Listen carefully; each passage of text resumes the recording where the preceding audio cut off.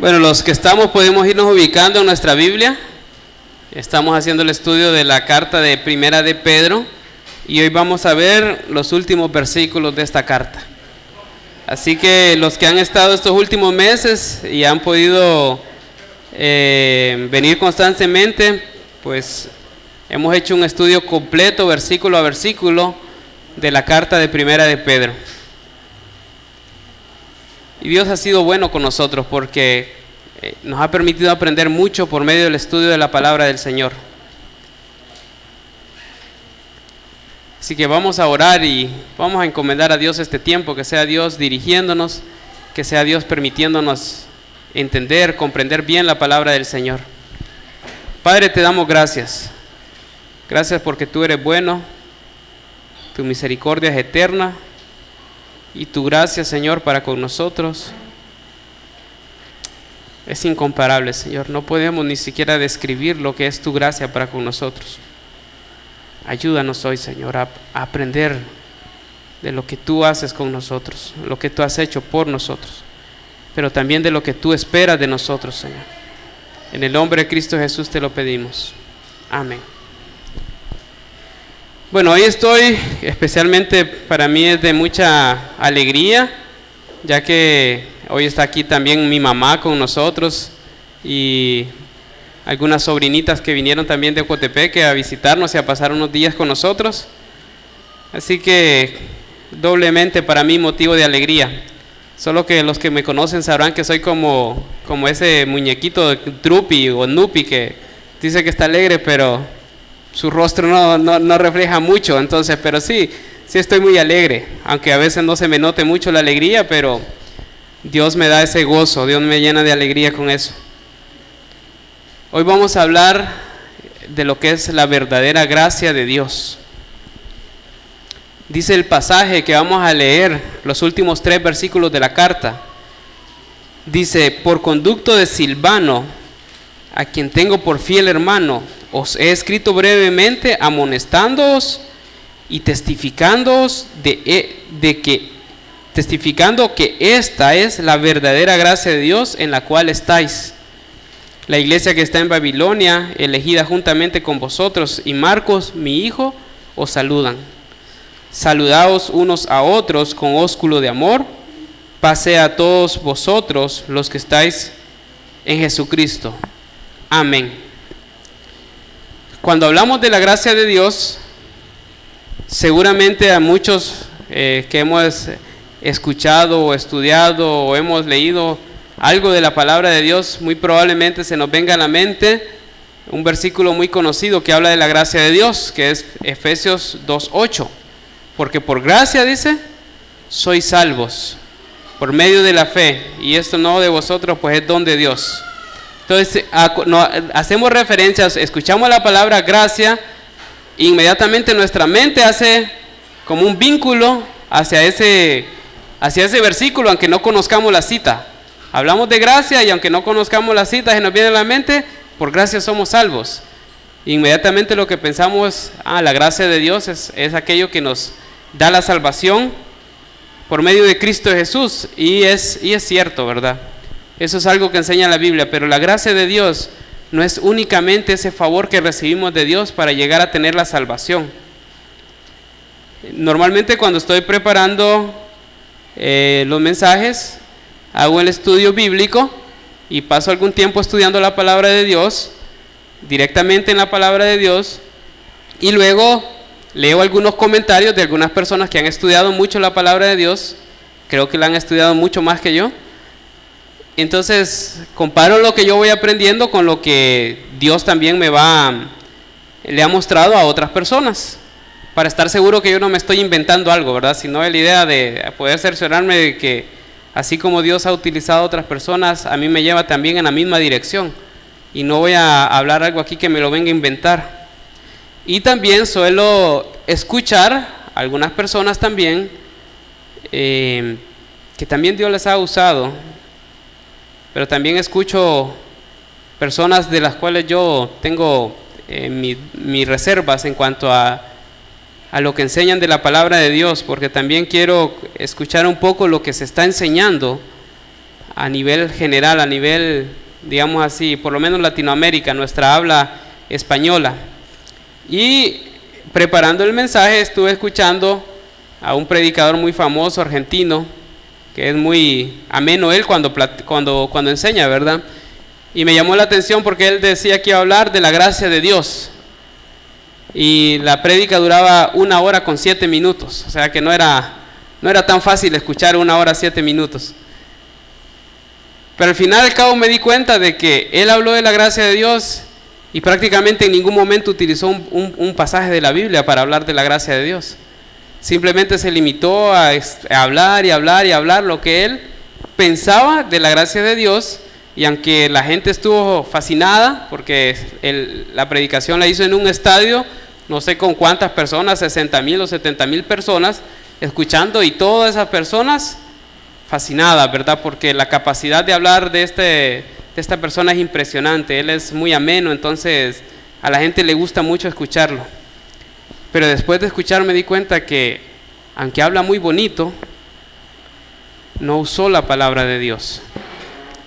Él le habló de su idea, de sus conceptos, de lo que él pensaba, de qué es la gracia de Dios. Y en este pasaje Pedro termina y cierra su carta diciendo, señalando los dos de los propósitos por medio de los cuales él escribe a estas personas que eran los receptores de la carta, de lo cual nosotros somos también. Dice el versículo 12, os he escrito brevemente amonestándoos y testificando que esta es la verdadera gracia de Dios. 2 razones, ¿verdad? Una es amonestarnos. ¿Cuál es la idea de amonestarnos? Exhortarnos a que nosotros actuemos de acuerdo a lo que Él nos ha escrito, ¿verdad? Porque posiblemente en aquel tiempo los cristianos habían dejado de practicar el cristianismo verdadero, o por lo menos había una tendencia a alejarse de aquello que era verdadero, que enseñó nuestro Señor Jesucristo, y era necesario amonestar a los cristianos para que se mantuvieran firmes, viviendo conforme a aquella fe genuina que Cristo Jesús había enseñado, ¿verdad? A la enseñanza directa de Jesucristo, de la cual el apóstol Pedro recibió de primera mano, y él nos transmite a nosotros. Esa es una de las razones, amonestarnos, es reprendernos para que no nos apartemos de aquello que es verdadero. Y la otra razón es testificar cuál es la gracia verdadera de Dios.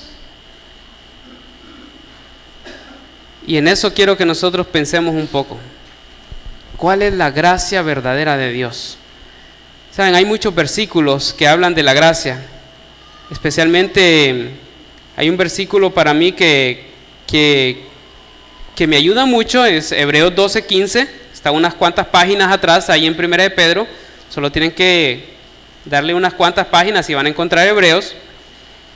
Hebreos capítulo 12, versículo 15 dice: mirad bien, no sea que alguno deje de alcanzar la gracia de Dios, que brotando alguna raíz de amargura os estorbe y por ella muchos sean contaminados. Entonces aquí vemos que la gracia de Dios habla de alcanzar la gracia, y le está hablando a personas que ya son salvos, o sea que ya recibieron la gracia de Dios, pero la gracia en el sentido de salvación, que esa es una parte de la gracia de Dios. Pero la otra parte es ese poder que Dios nos da para vivir conforme a lo que Dios quiere de nosotros cuando ya nos hemos convertido en hijos de Dios. Ninguno de nosotros tiene la capacidad de vivir dignamente del Señor como un hijo de Dios. Es la gracia de Dios en nosotros que nos da la capacidad de vivir como un hijo de Dios. Diciéndoles de una manera muy sencilla, sin la gracia de Dios nosotros no somos nada. Es imposible agradar a Dios si nosotros no vivimos por su gracia. Y en Hebreos 12:15 dice que podemos dejar de alcanzar la gracia de Dios. En este caso dice, brotando alguna raíz de amargura. ¿Qué quiere decir eso? Si yo estoy enojado con una persona y no lo perdono, yo dejé de alcanzar la gracia de Dios, y mientras mantenga el enojo en mi corazón, yo simplemente vivo a lo que mi capacidad humana puede darme. ¿Y saben cuánto me sirve mi capacidad humana para agradar a Dios? Nada, porque mi capacidad humana es pecaminosa. Mis pensamientos, mis deseos, mis anhelos están manchados por la naturaleza pecaminosa que tenemos. Así que mientras guardemos alguna raíz de amargura en nuestro corazón, nos va a ser imposible agradar a Dios. Es imposible. ¿Por qué? Porque voy a tratar de agradar a Dios con mi propia fuerza y mi fuerza no me alcanza. No son suficientes. Hablando de la gracia de Dios, el apóstol Pablo en 1 Corintios 15:10 dice,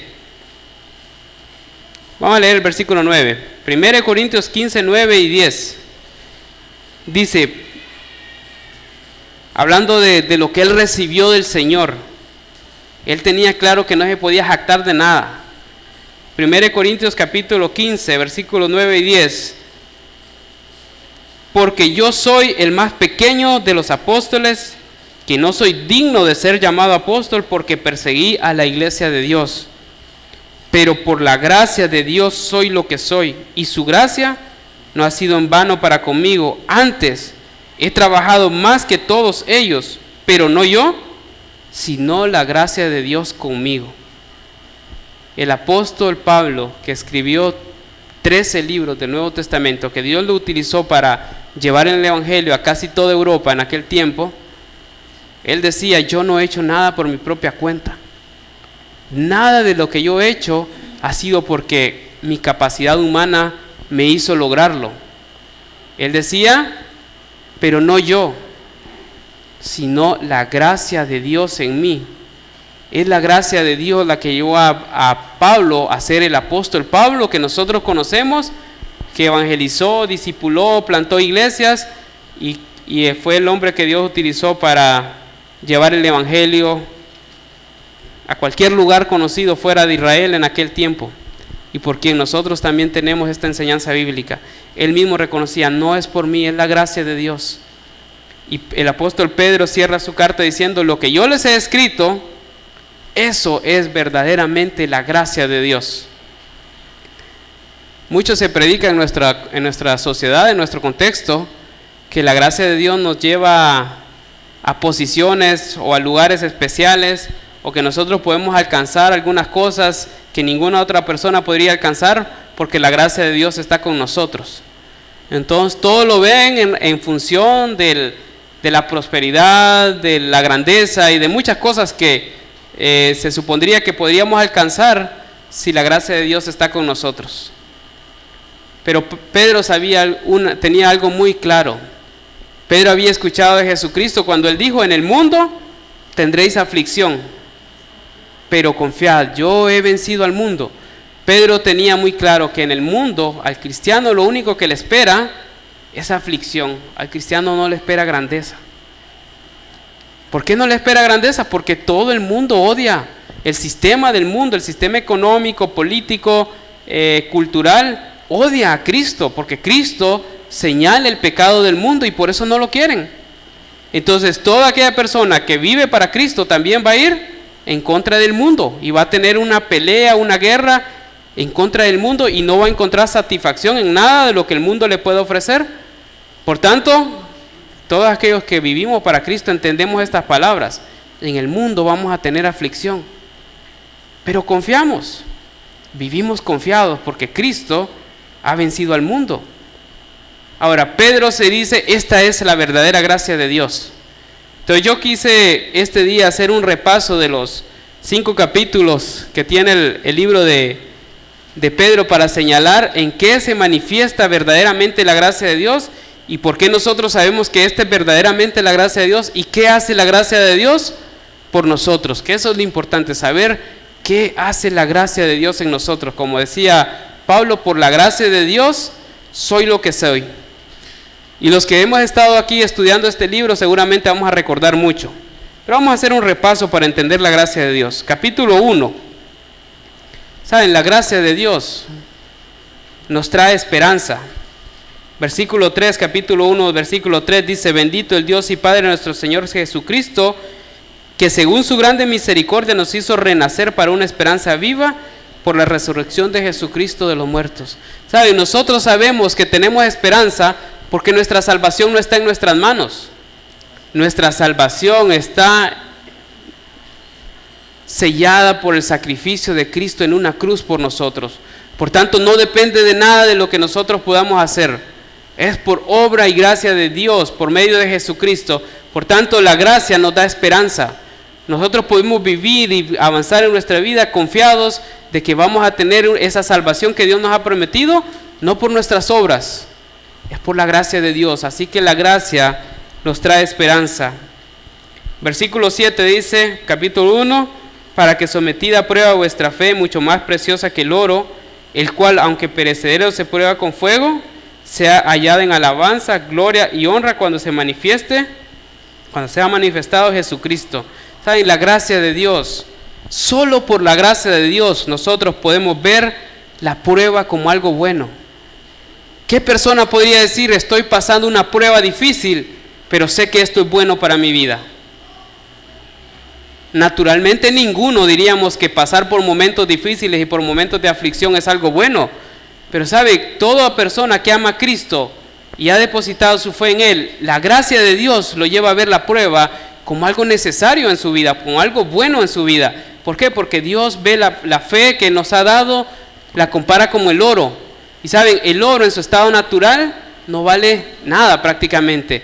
Para que el oro llegue a ser ese metal precioso que tanta gente anhela, es necesario primero que sea pasado por fuego y que sea purificado. Después de ser pasado por fuego, después de haber sido purificado, el oro es valioso. Y nuestra fe es más valiosa que el oro.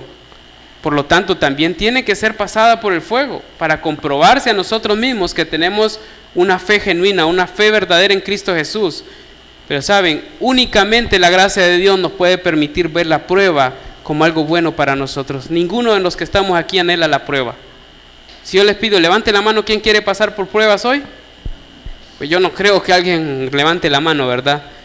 Pero si yo les dijera, ¿quién quiere pasar por pruebas sabiendo que Dios lo va a perfeccionar por medio de esa prueba? Y yo estoy seguro que muchos levantarían la mano, porque sé que aman al Señor y quieren convertirse en la persona que Dios les ha llamado a ser. Entonces la prueba dirían, está bien, quiero la prueba para convertirme en la persona que Dios quiere que yo sea.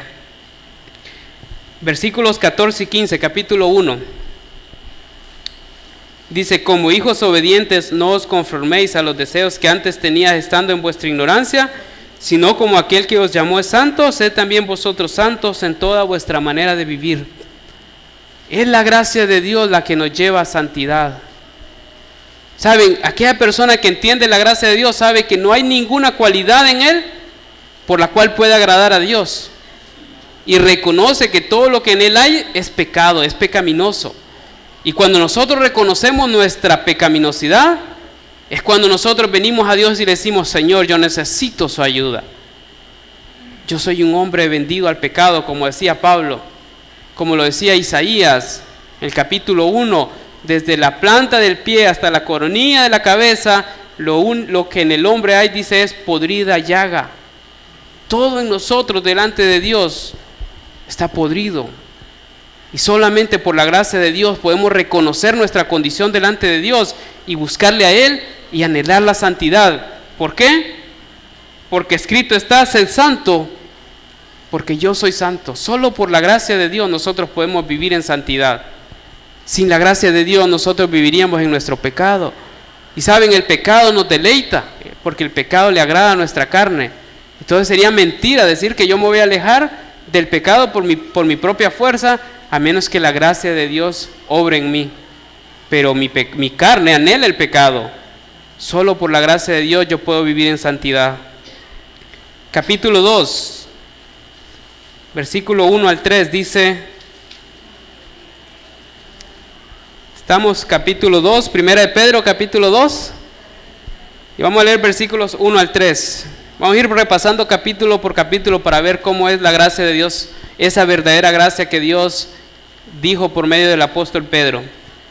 Dice, desechando pues toda malicia, todo engaño, hipocresía, envidias y todas las distracciones, desead como niños recién nacidos la leche espiritual no adulterada, para que por ella crezcáis para salvación, si es que habéis gustado la benignidad del Señor. O sea, es la gracia de Dios la que nos impulsa a crecer en Cristo. Nosotros mismos no anhelamos crecer, nosotros mismos no anhelamos el estudio de la palabra de Dios. Si una persona aquí me dice, yo naturalmente he deseado y he anhelado el estudio de la palabra de Dios, yo le diría, es un mentiroso. Es la gracia de Dios en nosotros. Es la obra de Dios en nosotros que nos lleva a anhelar la palabra de Dios, pero naturalmente ninguno de nosotros la anhela. Nosotros podríamos pasar un año sin voltear a ver la Biblia y estaríamos felices, tranquilos, no nos importaría no ver la Biblia nunca, por nuestra naturaleza, por nuestro pecado. Solo la gracia de Dios en nosotros nos puede impulsar. Solo la gracia de Dios en nosotros obra para que nosotros anhelemos la palabra y para que nosotros podamos crecer. Pero ¿saben cuál es el problema? ¿Por qué aún siendo creyentes muchas veces no anhelamos la palabra de Dios? Recuerden Hebreos 12:15, mirad bien, no sea que alguno deje de alcanzar la gracia de Dios, que brotando alguna raíz de amargura os estorbe. Saben, hay estorbos para alcanzar la gracia de Dios. Todo pecado nos estorba. Si yo estoy en pecado, no voy a querer leer la palabra de Dios. Si yo he mentido, si yo he robado, si yo me he enojado con alguien y no le he perdonado, no voy a querer la palabra de Dios. No la voy a desear. Pero cuando yo confieso mi pecado, en ese momento Dios va a obrar el deseo en mí de querer crecer un poco más en el Señor.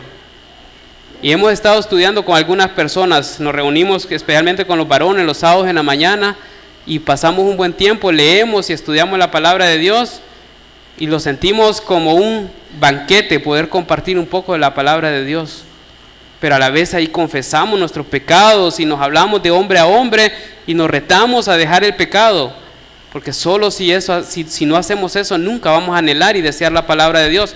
Es únicamente la gracia de Dios. Dice el versículo 7, capítulo 2, versículo 7, dice: para vosotros pues, los que creéis, Él es precioso, pero para los que no creen, la piedra que los edificadores desecharon ha venido a ser cabeza del ángulo. ¿Saben? Es la gracia de Dios la que nos lleva a ver a Cristo como precioso. Dice, para los que creen, Cristo es precioso. ¿Qué quiere decir que Cristo es precioso? Que le hemos dado un valor súper especial en nuestra vida, pero solo para aquel que ha creído en Cristo Jesús, eso es real. Saben, nosotros a veces, a mí me da mucha tristeza escuchar que muchas veces alguien diga, yo no voy a ir a la iglesia porque tengo que lavar la ropa. Es triste, muy triste. Para mí Cristo no vale tanto como que mi ropa esté limpia. Es la gracia de Dios. Por medio de la gracia de Dios puedo ver a Cristo como precioso. Y por la gracia de Dios yo puedo decir, no importa lo que tenga que dejar, no importa lo que tenga que sufrir, no importa lo que tenga que pasar, pero yo voy a estar con Cristo, porque para mí Cristo es precioso. Cristo es valioso para mí. No hay nada que me va a apartar de Cristo, porque para mí Cristo es valioso. Él vale mucho para mí. Solo la gracia de Dios nos puede llevar a eso. Hoy creo que vamos a estar hasta la 1 de la tarde. Dice versículo 9, mas vosotros sois linaje escogido, real sacerdocio. Capítulo 2. Real sacerdocio, nación santa, pueblo adquirido por Dios para que anunciéis las virtudes de aquel que os llamó de las tinieblas a la luz admirable. ¿Saben? La gracia de Dios nos da identidad. Es por la gracia de Dios que nosotros entendemos y reconocemos que somos el pueblo de Dios. Somos el pueblo de Dios y eso es por gracia, no es por mérito, no lo hemos conseguido, no lo hemos logrado, no lo podemos comprar. Es por la gracia de Dios. Pero es cuando entendemos lo que somos, cuando entendemos nuestra identidad en Cristo, es que vivimos también como Cristo quiere. ¿Saben? Estudiamos el capítulo 2 y 3 de Pedro, no lo vamos a repasar tanto hoy, de cómo el ser un siervo de Dios nos lleva a ser personas que se someten a toda autoridad, dice la palabra de Dios, porque no hay autoridad sino de parte de Dios.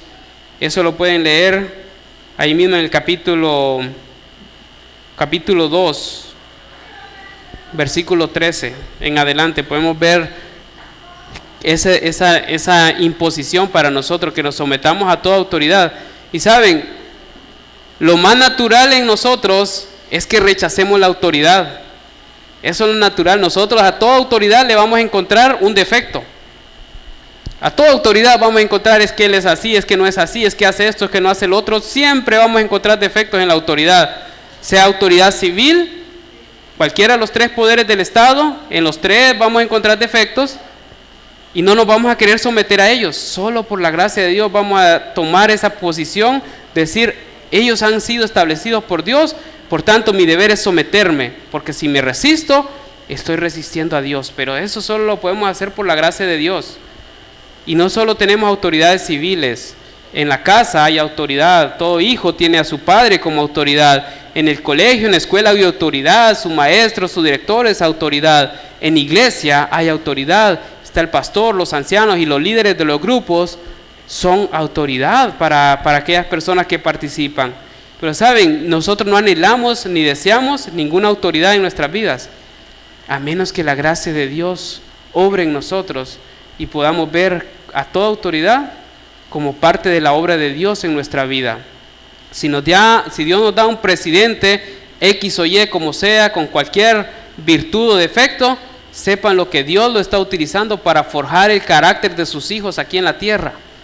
Por tanto, nos debemos someter y darle gracias a Dios por aquella persona que Dios ha levantado como presidente en cualquiera de los poderes del Estado y a todos aquellos que ellos han designado para ejercer autoridad sobre nosotros, al igual que en la iglesia, ¿verdad?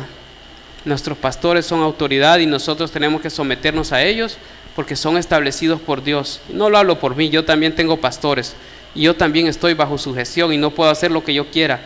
Yo también tengo autoridad y tengo que someterme a ellos y tengo que obedecer, pero solo por la gracia de Dios. Capítulo 2 hablaba de los empleados sometiéndose a sus jefes. Saben, ni siquiera un empleado no se quiere someter a su jefe. El empleado quiere hacer las cosas a su manera, pero por la gracia de Dios va a obedecer a su jefe. Y aquí no dice que los jefes buenos, dice que aunque sea malo el jefe, tenemos que someterlos, pero es solo por la gracia de Dios. Solo si la gracia de Dios sobre nosotros lo vamos a hacer, porque no vamos a querer. A las esposas les dice Dios, sométase a su esposo, y no dice porque su esposo es bueno, más bien dice para ganarlo para Cristo, sométase a Él. No importa lo malo que sea su esposo, el deber de la esposa es someterse. ¿Y saben cómo lo va a hacer? Únicamente por la gracia de Dios. Si no es la gracia de Dios obrando en ustedes, apreciables esposas, no lo van a poder hacer. Es solo por el poder de la gracia de Dios en nosotros. Y a los esposos nos dice, maridos, amad a vuestras mujeres. Y solo por la gracia de Dios vamos a amar a nuestras esposas. Y la vamos a amar no con el amor que nuestra esposa quiere, ni con el amor que yo le quiero dar.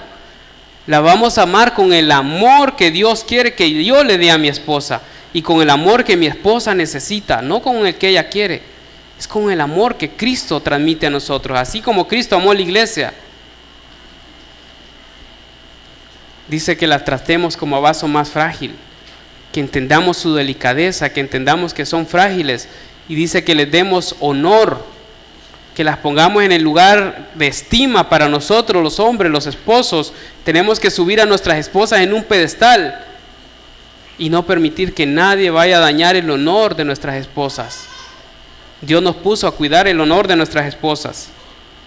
Esa es la verdad, solo por la gracia de Dios lo vamos a hacer. Capítulo 4. Capítulo 3 veíamos que Dios nos manda a buscar la unidad en la iglesia. Y saben, es muy difícil lograr la unidad en la iglesia. Cada uno tiene pensamientos diferentes, cada uno tiene una forma diferente de ver la vida. ¿Saben? Solo si la gracia de Dios está con nosotros vamos a poder unirnos. Solo si la gracia de Dios está con nosotros vamos a seguir a nuestros líderes y vamos a decir, Dios ha establecido un camino para esta iglesia y lo está trazando por medio de los líderes. Por tanto, aunque no me gusta para dónde vamos, pero vamos a seguirlo, porque es el camino que Dios ha establecido. Solo por la gracia de Dios vamos a tener ese deseo en nuestro corazón. Primera de Pedro 3:15 dice, si no santificad a Dios el Señor en vuestros corazones y estad siempre preparados para presentar defensa con mansedumbre y reverencia ante todo aquel que os demande razón de la esperanza que hay en vosotros. Es por gracia que vamos a poder testificar de Cristo.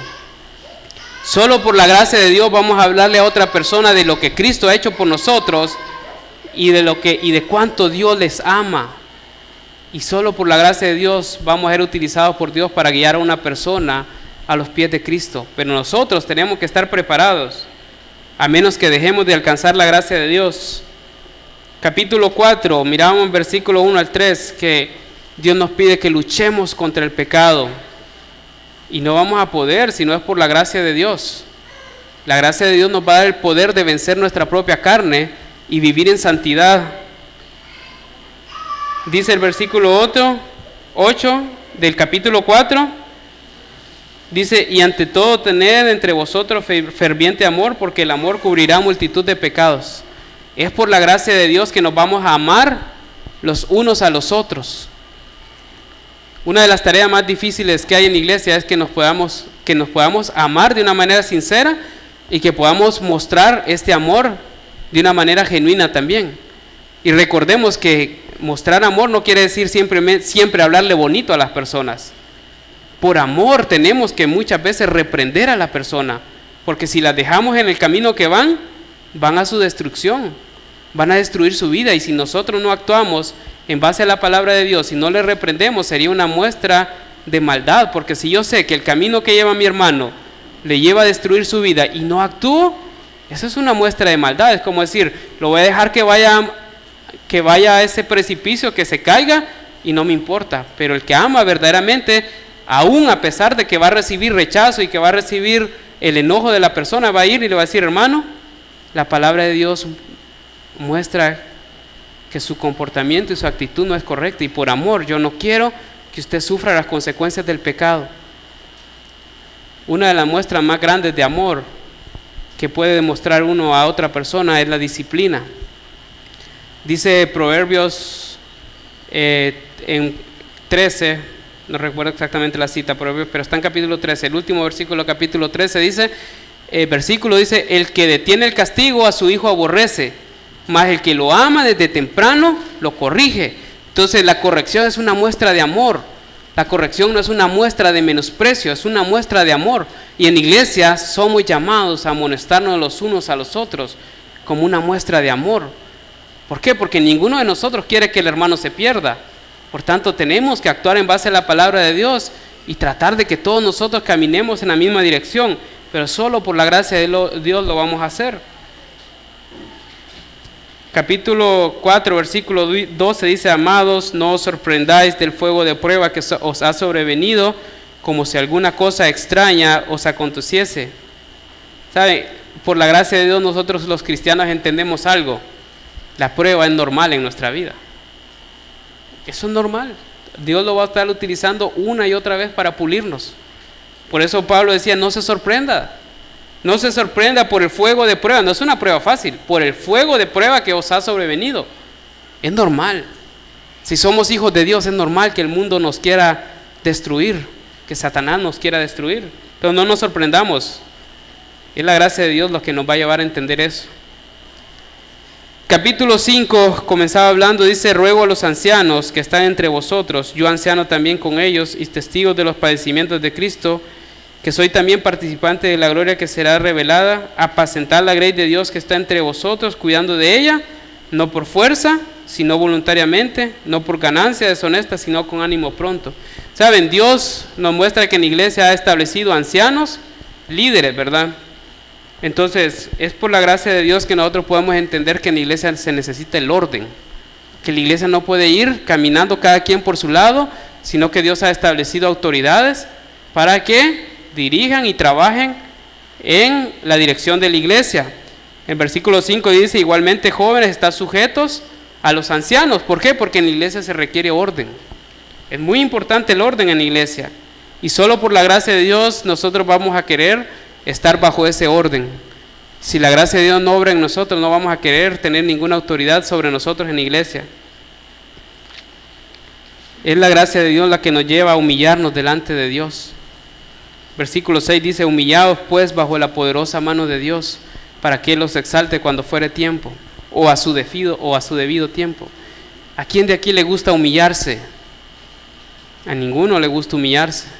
Pero Cristo, en Filipenses 2, dice que Cristo se humilló a sí mismo. Dios no nos pide algo que su Hijo no hizo por nosotros. Cristo se humilló a sí mismo. No, ninguna persona vino a humillar a Cristo. Él se humilló solo. Y lo que Dios nos pide a nosotros es que nosotros mismos nos humillemos delante de Dios. ¿Cómo va a obrar esa humillación? Cuando yo decido someterme a otra persona. Yo me humillo a mí mismo y digo, Señor, está bien, acepto la dirección y acepto el liderazgo que has establecido en esta persona sobre mi vida. Por tanto, yo voluntariamente me someto a ese liderazgo. Eso es una muestra de una humillación propia. ¿Y saben qué va a hacer Dios? Dios nos va a exaltar. En su debido momento nos va a exaltar cuando nosotros hemos decidido humillarnos delante de Él. Entonces, solo por la gracia de Dios, solo ese poder de Dios obrando en nuestro corazón, nos va a llevar a humillarnos delante de otra persona, ir a pedirle perdón a alguien que hemos ofendido, perdonar a una persona que nos ha ofendido. Ese es humillarse, pero es por la gracia de Dios que lo podemos hacer. Pero eso nos da libertad en nuestro corazón y eso va a hacer que Dios nos exalte en su debido momento.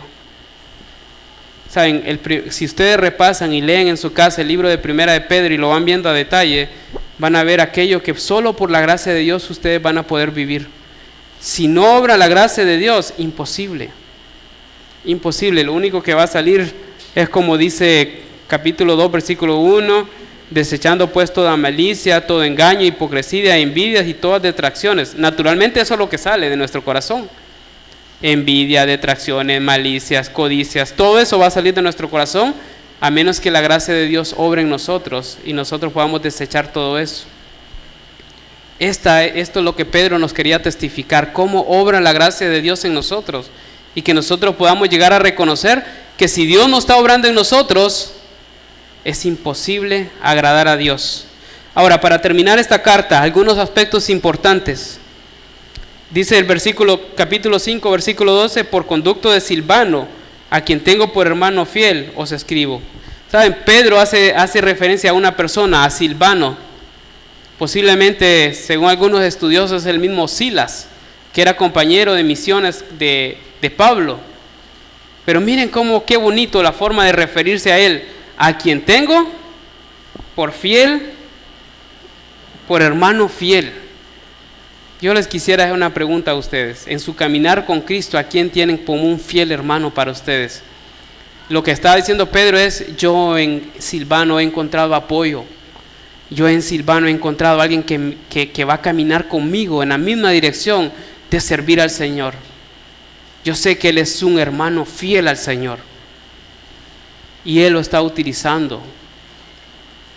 ¿A quién tenemos nosotros que podríamos llamar, él es un hermano fiel? ¿Con quién estamos compartiendo nosotros nuestra vida en Cristo? De tal manera que podamos decir, esta persona es un hermano fiel. Por medio de él yo puedo escribirles, por medio de él yo les puedo mandar un mensaje y sé que lo va a dar con precisión en base a la palabra de Dios. Es una pregunta, ¿a quién tenemos como hermano fiel? Dice versículo 13, la iglesia que está en Babilonia, elegida juntamente con vosotros, y Marcos mi hijo, os saludan. No nos vamos a meter a la discusión teológica de qué quiere decir Babilonia ahí, ¿verdad? Porque hay gente que ha pasado horas y horas hablando de ese término, pero lo más importante es entender algo. Había una iglesia pendiente de estas personas. No sé si ustedes saben que hay varias iglesias que están pendientes de nosotros y están orando constantemente por nosotros. La iglesia de San Pedro Sula ora por nosotros. Impacto San Pedro Sula ora por nosotros. Y si no me creen, aquí hay dos hermanos que vinieron de la iglesia de San Pedro y puedan dar testimonio de cómo en los grupos y en la iglesia y en diferentes momentos oran por la iglesia de Choluteca. La iglesia de Tegucigalpa ora por nosotros y no solo ora, vienen personas a visitarnos, a compartir con nosotros y a ver cómo estamos, para apoyarnos, para seguir orando por nosotros. Estoy seguro que Pavel allá en Ceiba ora por nosotros. La pregunta es para nosotros, iglesia, para nuestra congregación, de una manera personal, contéstenlo para ustedes mismos. ¿Por qué iglesia están orando? ¿A qué iglesia tienen en su corazón ustedes? De la cual ustedes me puedan decir, yo estoy orando por Pavel.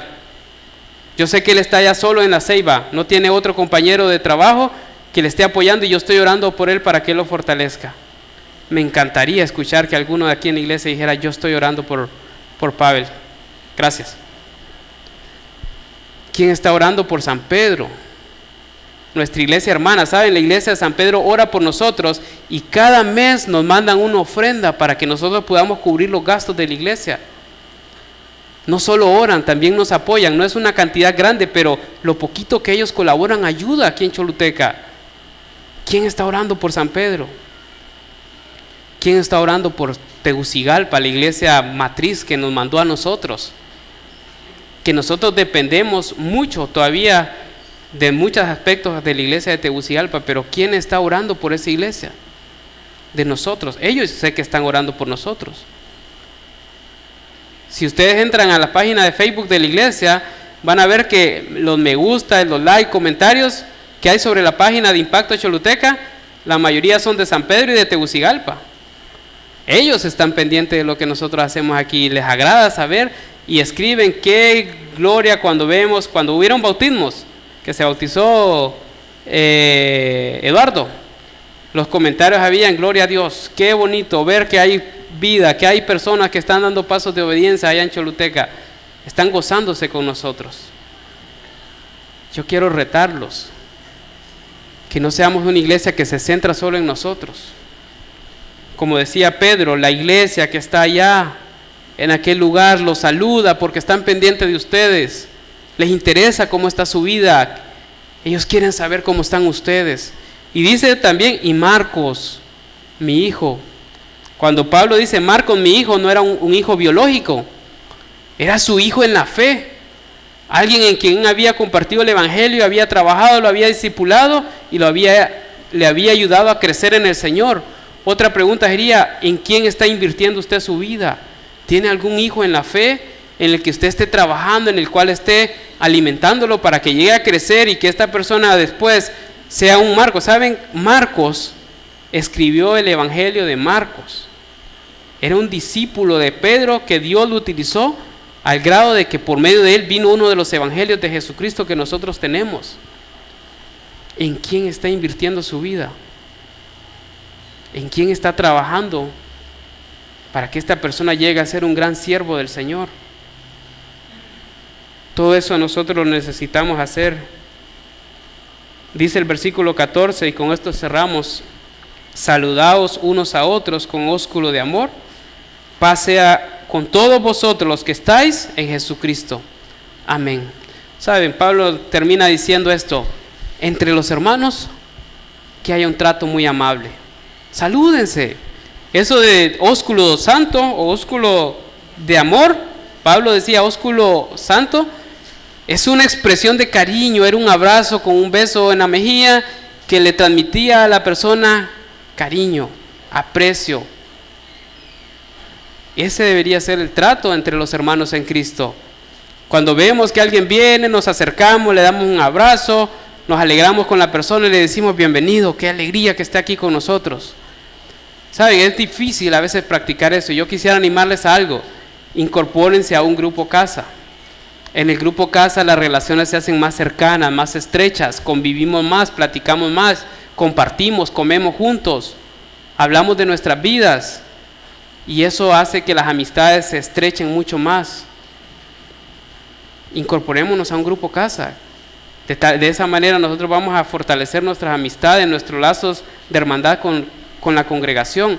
Y si no hay un grupo casa cerca de donde ustedes, si alguno quiere estar en un grupo casa, hablemos. Ya hemos estado hablando aquí con Juan Benito también, que posiblemente en algún momento armamos un grupo por allá, que va a quedar para las personas que viven en aquella zona de la ciudad un poco más accesible, o con cualquier otro hermano que diga yo quisiera disponer mi casa para que tengamos un grupo casa ahí. Y podemos hacerlo para estrechar lazos de hermandad. Así que hermanos, hemos estudiado la carta de primera de Pedro, y lo hemos hecho versículo por versículo. Aún aquellos versículos que son difíciles los hemos hablado, porque confiamos, como dice la Escritura, toda la palabra es inspirada por Dios, y toda la palabra es útil para enseñar, para redarguir, para corregir, para instruir en justicia. Vamos a continuar a partir del otro domingo, vamos a hacer un estudio de algunas parábolas Yo les animo a que puedan venir y vamos a aprender de nuestro Dios, pero también quiero animarles a que hagan un repaso del libro de Primera de Pedro y hagan sus anotaciones y digan, yo aprendo esto y voy a poner en práctica estas cosas. Vamos a orar. Padre, te damos gracias por el amor tan grande que tú tienes para con nosotros, por esa verdadera gracia, Señor, que tú nos hablaste por medio del apóstol Pedro, de lo cual nosotros hemos estado estudiando esta última semana, Señor, un par de meses que nos hemos llevado estudiando este libro. Espero que todo lo que hay allí, esos principios, los arraiguemos en nuestro corazón, que tú los hagas principios firmes para nosotros, Señor, por los cuales nosotros podamos vivir y darte gracias a ti, Señor, y vivir conforme a esa gracia que tú nos das.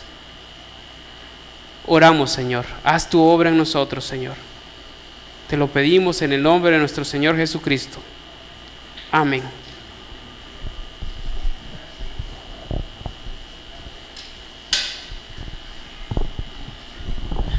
Gracias, pastor, por la enseñanza de este domingo. Fuerte, fuerte, fuerte, firme. Y realmente por gracia es que estamos acá y por gracia es que nos gozamos en el Señor domingo a domingo de estar aquí juntos, reunidos, y a mí también en esa gracia, en el amor que esa gracia produce.